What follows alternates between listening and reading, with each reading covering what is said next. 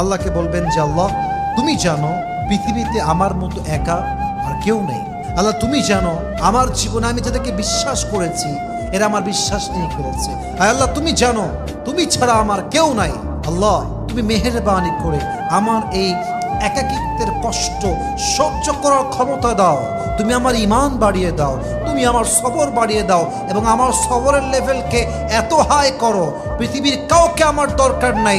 তোমার দোয়া, তুমি যদি আমার দোয়া কবুল করো, তোমার দয়া আমার সঙ্গে থাকে, এটাই আমার জন্য এনাফ হয়ে যাবে। ঠিক কিনা বলেন?